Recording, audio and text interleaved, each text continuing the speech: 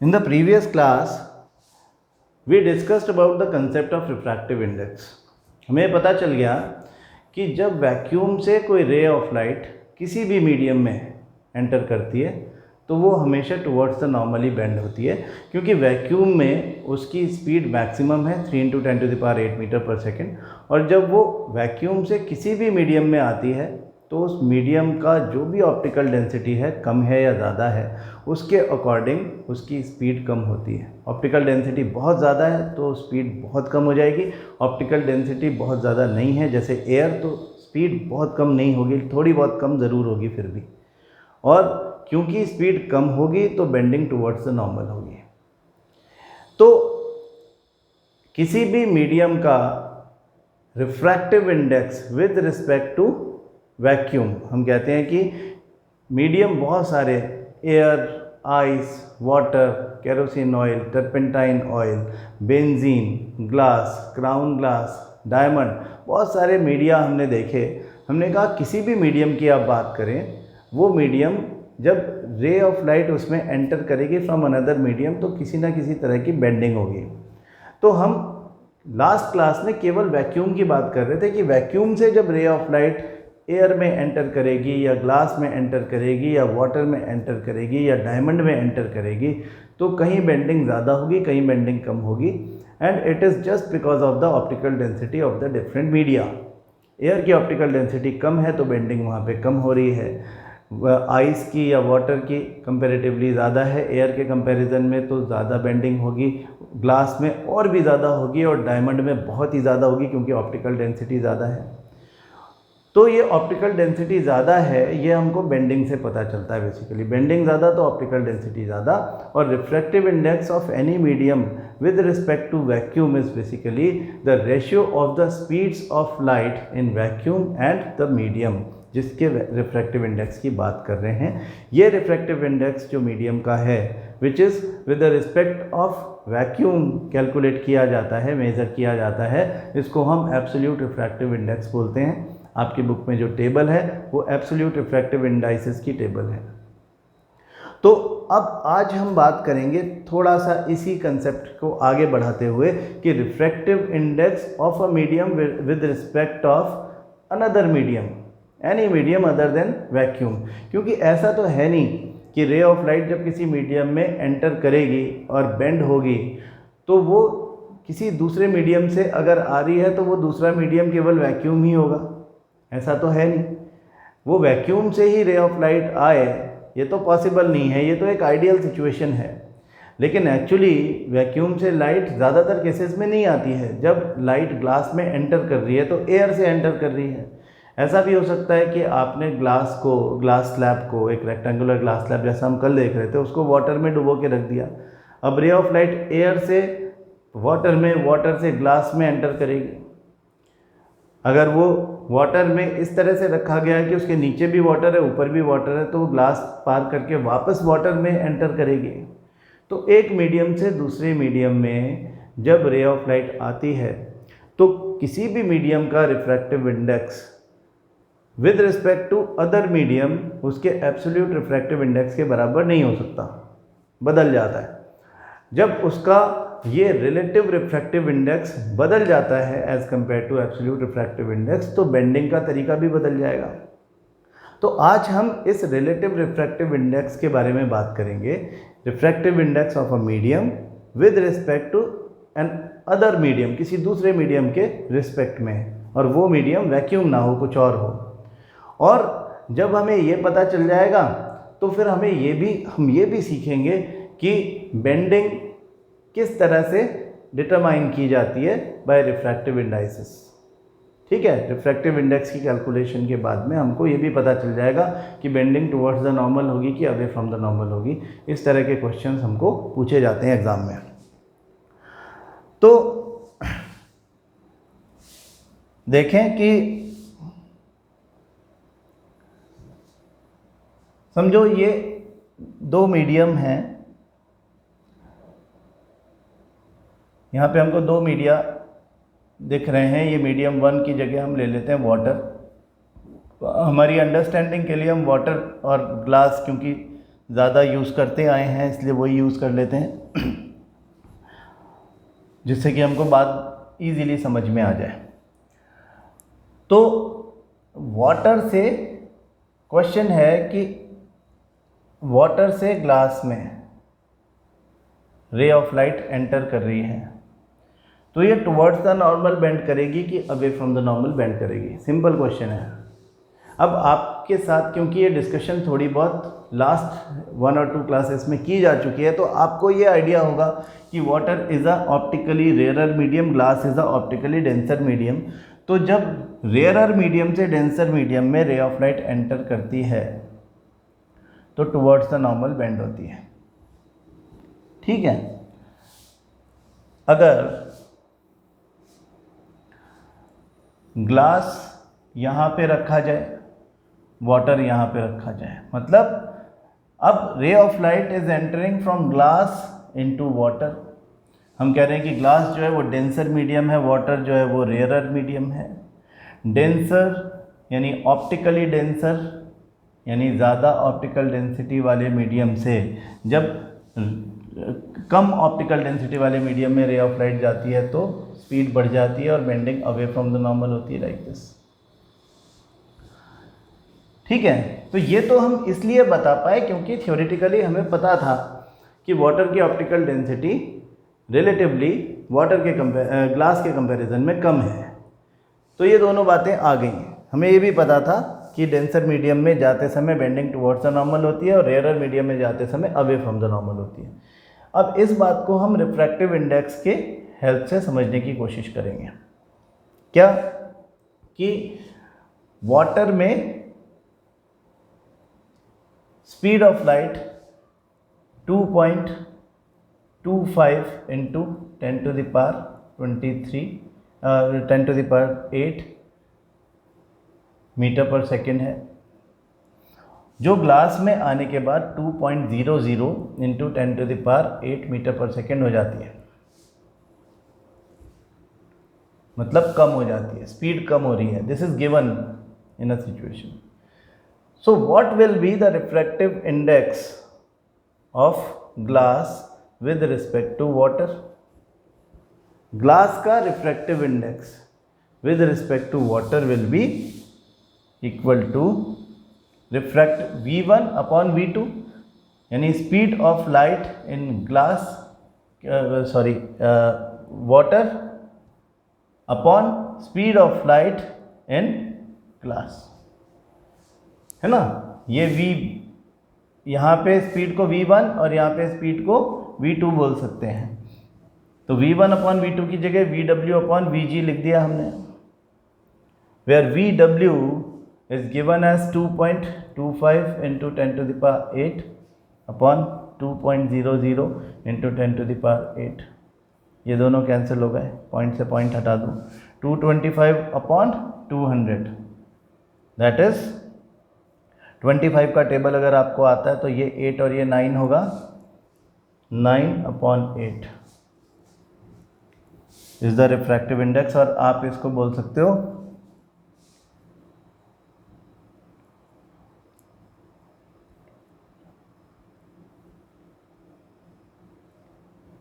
1.125। This is the refractive index. 1.125 refractive index of glass.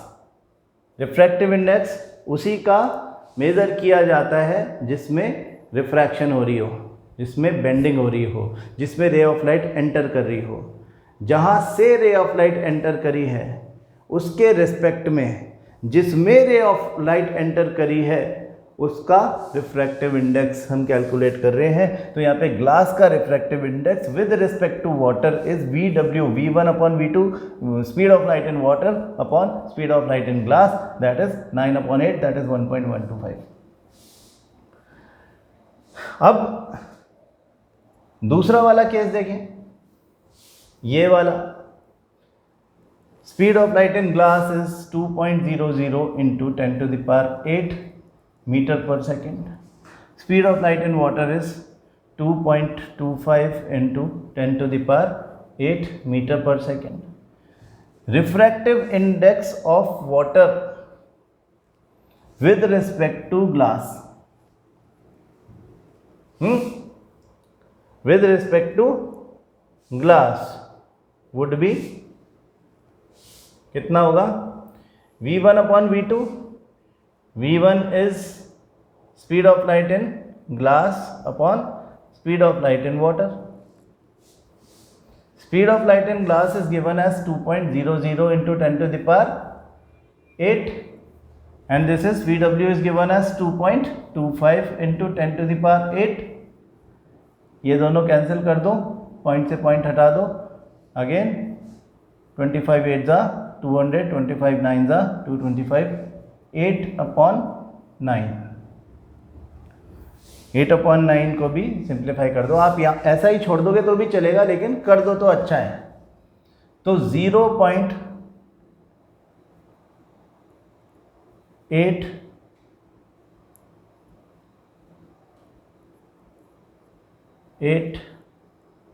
इतना ही लिख दें, काफ़ी है. 0.88. इसे देख के पता चलता है कि स्पीड ऑफ लाइट बढ़ गई है while entering into the medium 2. Glass से वाटर में जब लाइट एंटर करती है तो स्पीड ऑफ लाइट बढ़ जाती है, इसलिए वो अवे फ्रॉम द नॉर्मल होगी, ऐसा हमारा थ्योरी बोलता है. लेकिन अब जब हमने न्यूमेरिकल किए और हमको ये पता चल गया कि refractive index of glass with respect to water या refractive index of water with respect to glass कैसे निकाली जाती है, तो हमें ये समझ में आया कि जब रिफ्रैक्टिव इंडेक्स ग्रेटर देन 1 होता है, ध्यान से इस बात को सुनो, when the refractive index is greater than 1, ये 1.125 है तो ग्रेटर देन 1 है. When the refractive index of a medium with respect to another medium is greater than 1, the bending will be towards normal. ये बात याद रख लो. And when the refractive index of a medium with respect to another medium is less than 1, 0 point anything, यानी less than 1, refractive index of a medium with respect to another medium is less than 1, then the bending will be away from the normal. Absolute refractive index कभी भी less than 1 नहीं हो सकता. Can you tell me why? Pause the video and try to think about it. The statement I gave is absolute refractive index. मैं ये आपसे exam में भी पूछ सकता हूँ. आपको ये बात बताना होगी कि एब्सोल्यूट रिफ्रैक्टिव इंडेक्स कभी भी लेस देन 1 नहीं हो सकता, 0 पॉइंट समथिंग नहीं हो सकता, मोर देन 1 ही हो सकता है.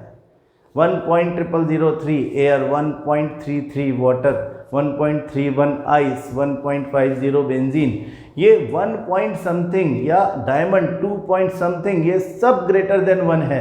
एक भी इसमें से लेस देन 1 नहीं है. क्यों नहीं है? सोचो और बताओ. नहीं बता पाए तो सुनो, बता दिया तो खुशी की बात है, आपको बधाई हो. लेकिन अगर आप नहीं बता पाए तो आप ये समझ लें कि क्योंकि speed of light in vacuum is the maximum possible speed of light, when a ray of light enters into any medium from vacuum, its speed always decreases. यानी v1 is the maximum. If v1 is the maximum then v2 has to be lesser than v1. अगर refractive index निकालते समय हमें ये clear हो जाए कि v1 जो है वो v मैक्स है, मैक्सिमम, इससे ज़्यादा बड़ा कुछ हो ही नहीं सकता, तो what ever v2 will be that would be lesser than v1. यानी डिनोमिनेटर हमेशा छोटा होगा, न्यूमरेटर हमेशा बड़ा होगा. तो refractive index which is a ratio of the two speeds will always be greater than 1. This is, we are talking about absolute refractive index. I hope you are getting the concept.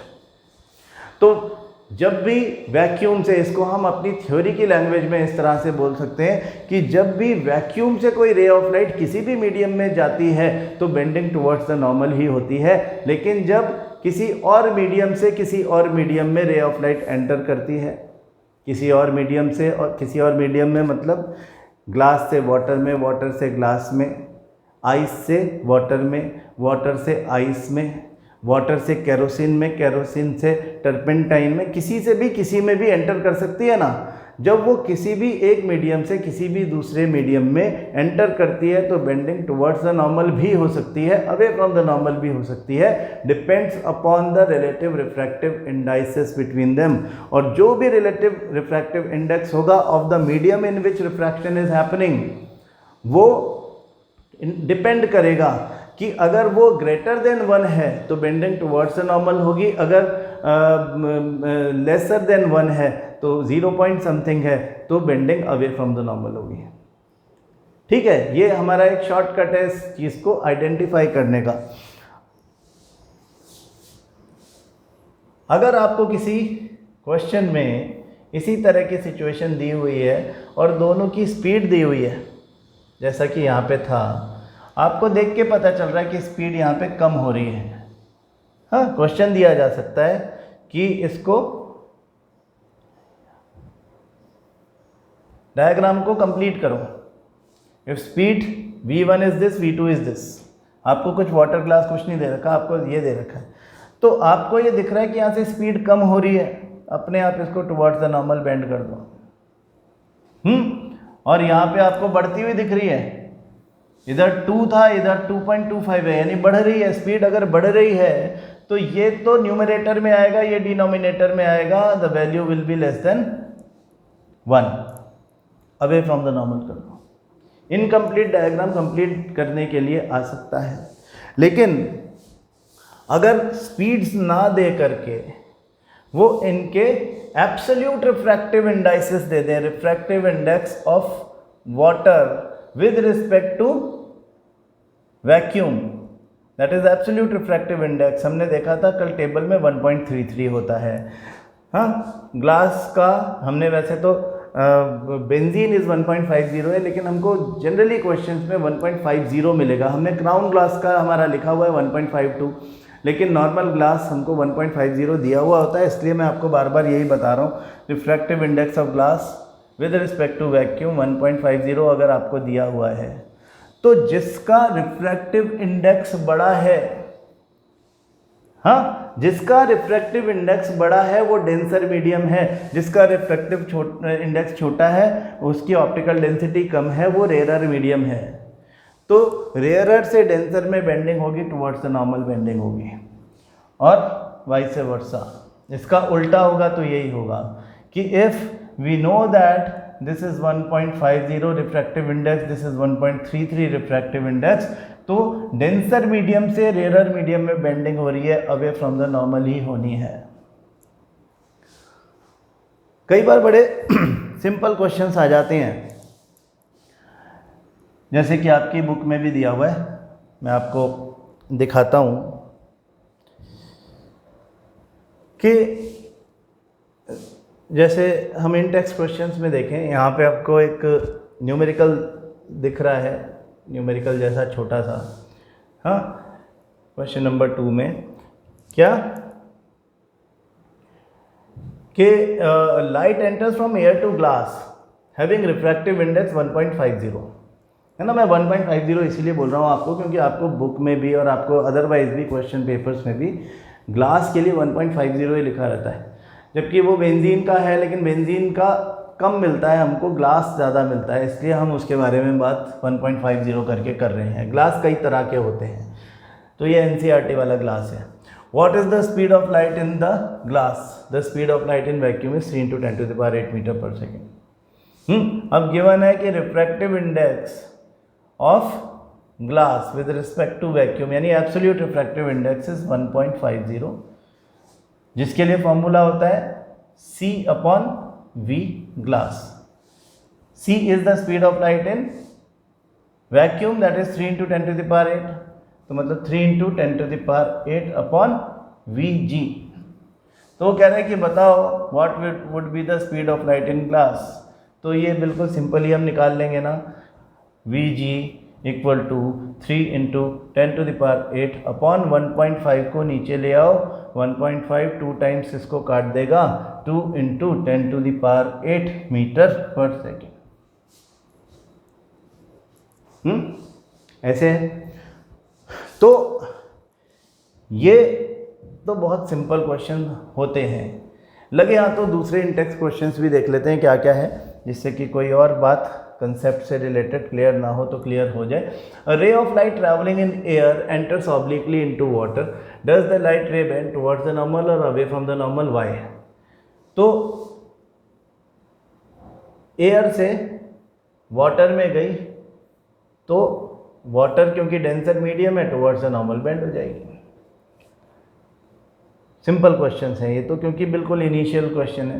Find out from table 10.3 जो आपका refractive indices का table है, the medium having highest optical density, also find the medium with lowest optical density.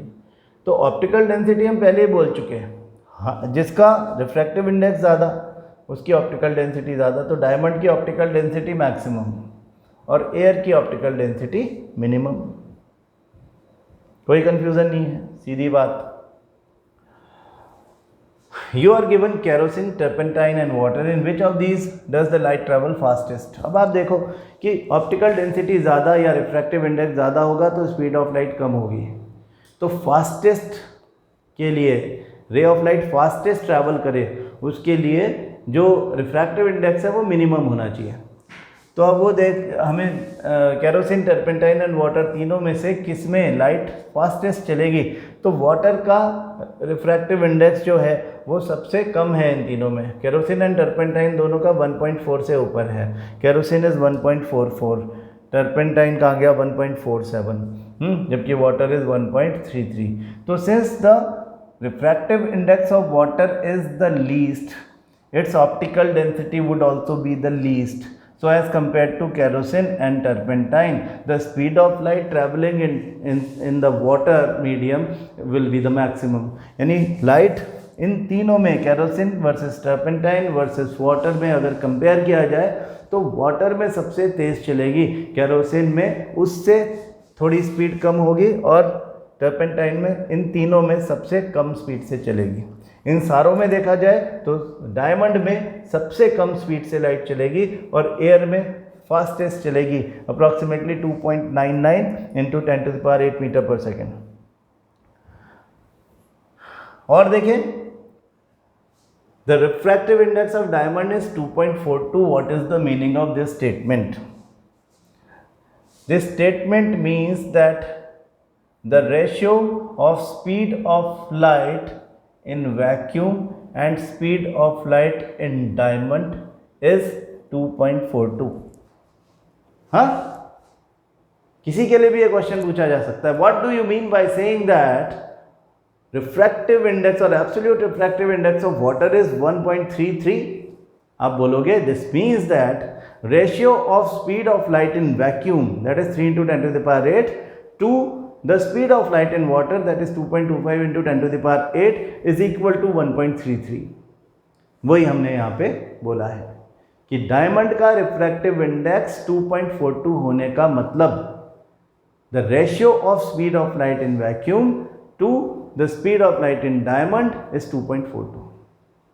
Easy है, बहुत easy है, लेकिन हमेशा questions इतने ईजी आए ये ज़रूरी नहीं है।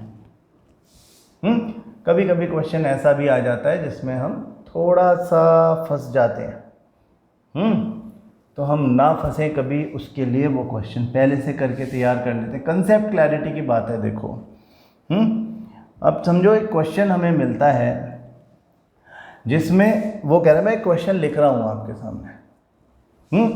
मैं क्वेश्चन लिखता हूँ, आप इस वीडियो को पॉज करके थोड़ा सा अपना दिमाग लगाना और देखना कि आप अपने आप से कर सकते हो क्या।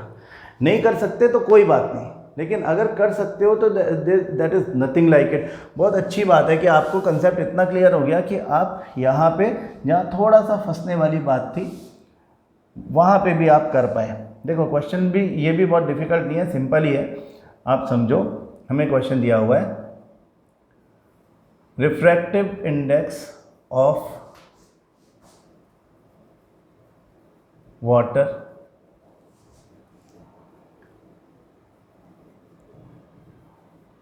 with respect to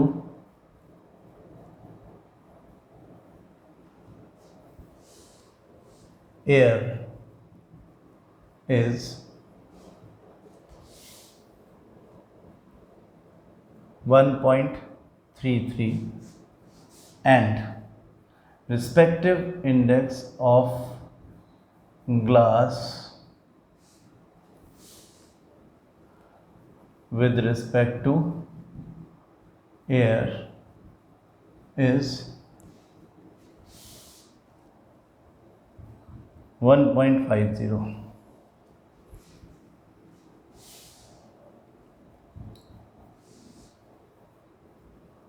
Calculate the refractive index of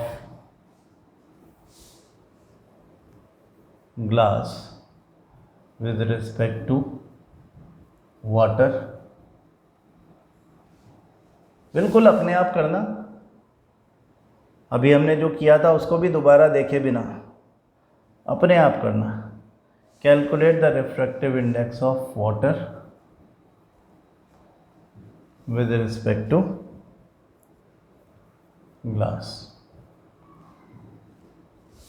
ठीक है, ऐसे ये क्वेश्चन दिया हुआ है। ठीक, तो अब देखो क्या हो रहा है। अच्छा, ये कभी कभी 1.50 की जगह आपको ये भी दिया जा सकता है 3/2, एक ही बात है। हाँ, उससे कंफ्यूज होने की ज़रूरत नहीं है। ये 1.33 की जगह 4/3 दिया जा सकता है, तो आप देख लो ना कि 4/3 इज 1.33 ओनली, तो कंफ्यूज नहीं होना है उससे, एक ही बात है। अब इस क्वेश्चन में क्या होता है कि जब इस क्वेश्चन को सॉल्व करने लगते हैं हम लोग, तो हमें क्या लगता है कि अच्छा इन्होंने दिया है कि एब्सोल्यूट रिफ्रैक्टिव, जो एक जनरल पर्सन, मैं ये मान रहा हूँ कि आप पॉज कर चुके हैं और आपको ये क्वेश्चन नहीं आया है। अगर आपने ट्राई नहीं किया तो एक बार पॉज करके ट्राई ज़रूर कर लेना इसको। नहीं हुआ है तो अब आप सुनो कि क्या हो रहा है। कि एक कॉमन सेंस ये बोलता है कि 1.33 या 4/3 is the refractive index, absolute refractive index है, मतलब कि विद रिस्पेक्ट टू एयर है, हमको क्वेश्चन में दिया हुआ है।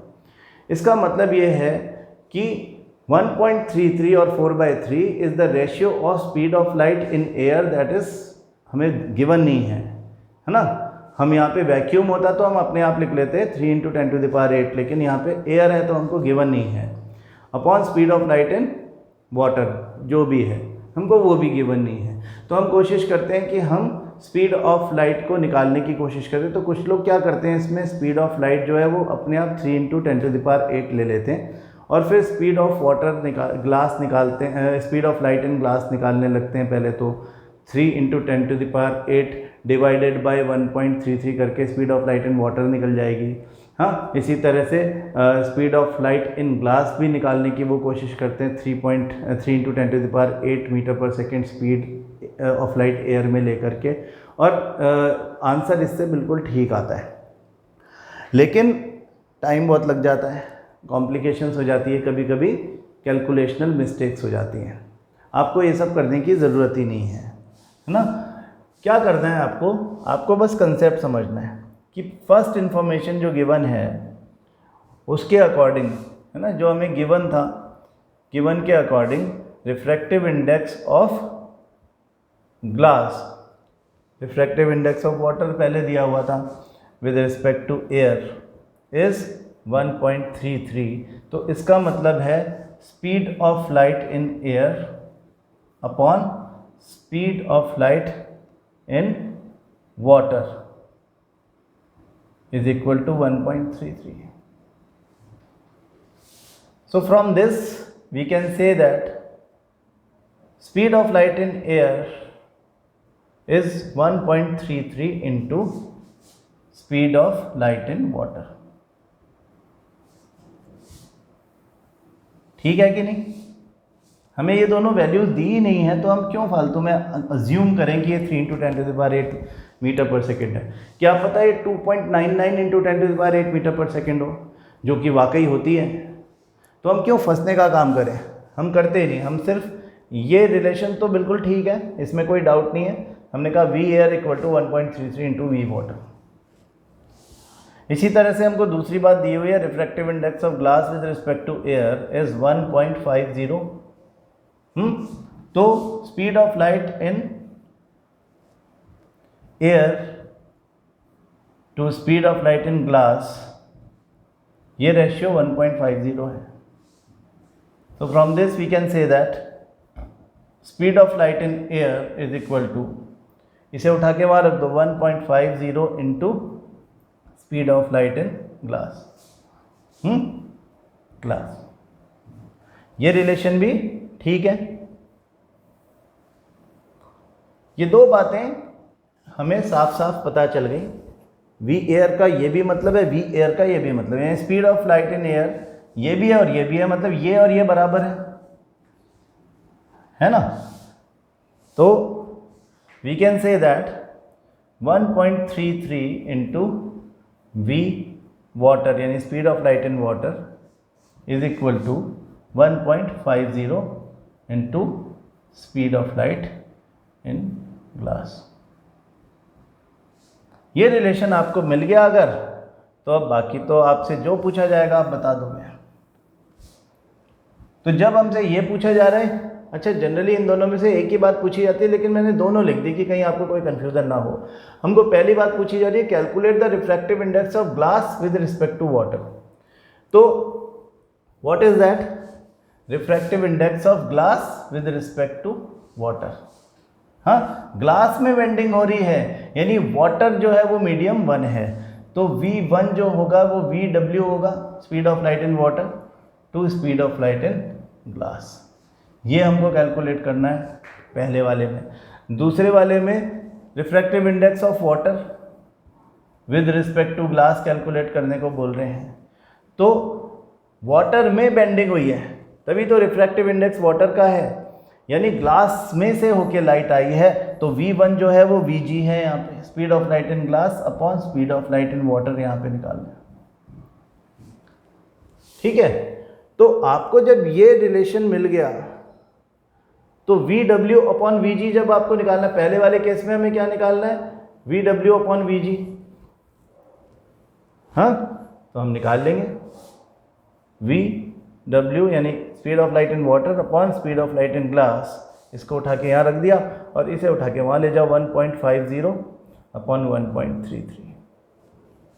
यही आपका आंसर हो गया। हाँ, या ये तो फर्स्ट केस है, यानी refractive index of glass with respect to water, ये हो गया पहले वाला। और दूसरा वाला रिफ्रैक्टिव इंडेक्स ऑफ वाटर,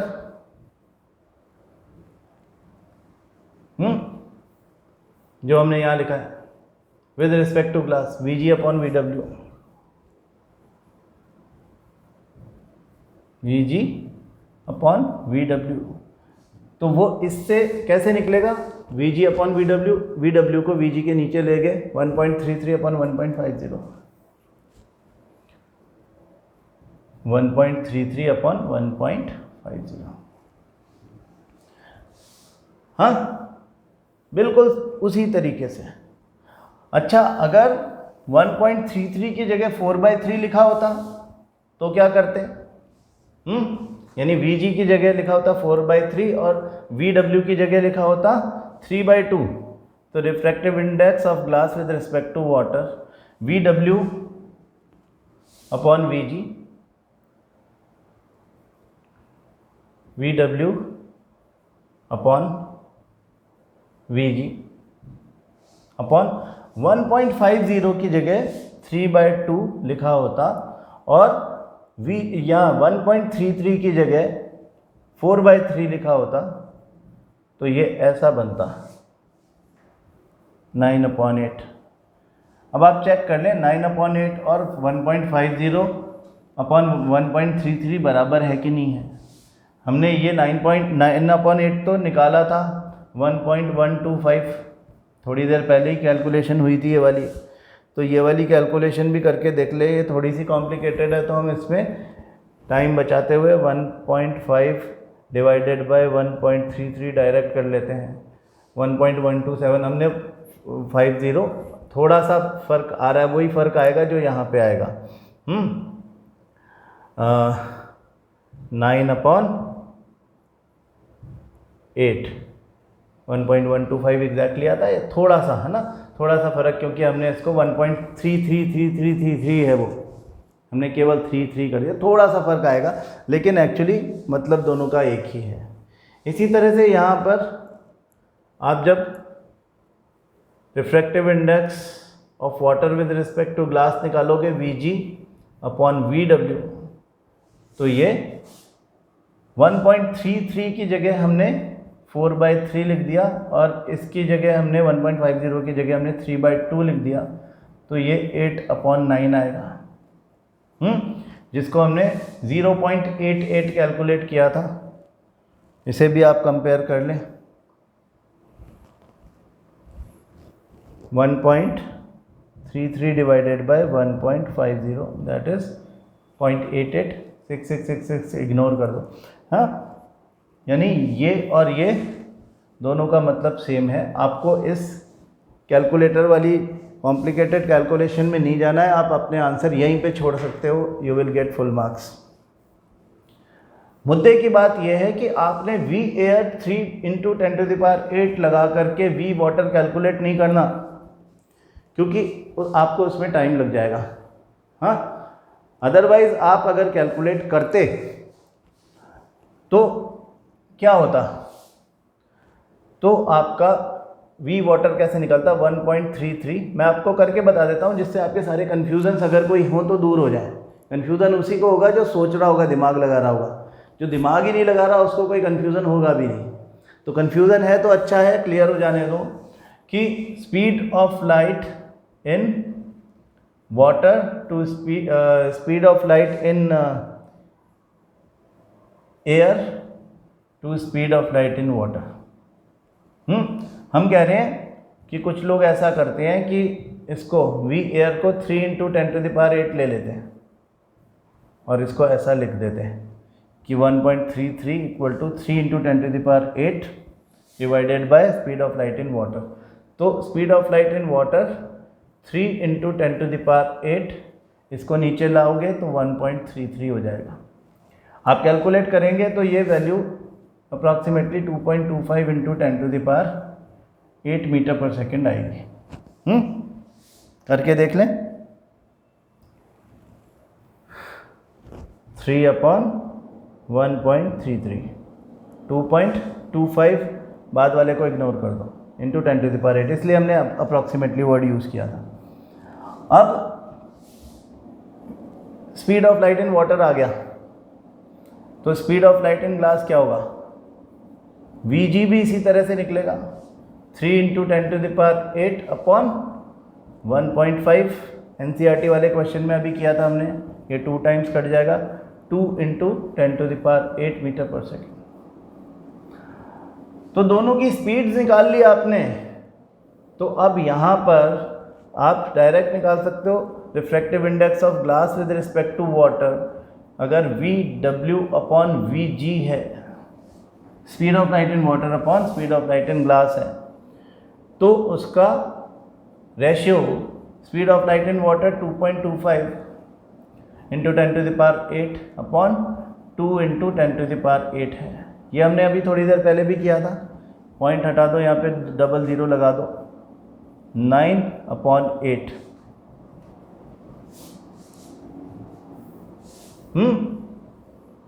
9/8 ही तो आया है, इससे भी वही आया, इससे भी वही आया, लेकिन इधर ये वाली कैलकुलेशन में एक्स्ट्रा टाइम लग गया, जो यहाँ पे हमने की ही नहीं, सीधे इधर डाल दिया। सेम आंसर आएगा, सेम आंसर आएगा, कोई फ़र्क नहीं। ये वाले क्वेश्चन में कई बार लोग बाग फंस जाते हैं, और ये बोर्ड एग्ज़ाम में अक्सर पूछा जाने वाला क्वेश्चन है। कम से कम 2 मार्क का या फिर 3 मार्क का क्वेश्चन है।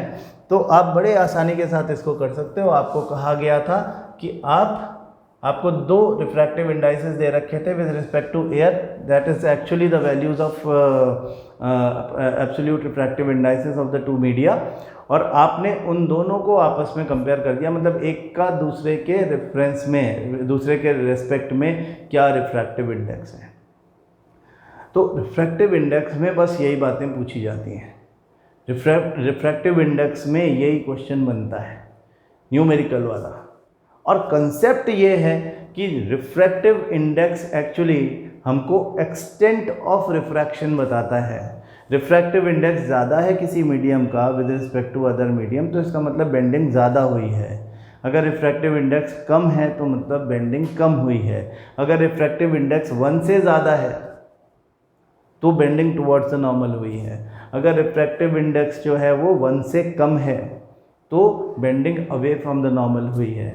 अगर रिफ्रैक्टिव इंडेक्स 1 के बराबर है तब पॉज करो और सोचो, रिफ्रैक्टिव इंडेक्स 1 हो सकता है क्या, और 1 के बराबर है तो इसका क्या मतलब है।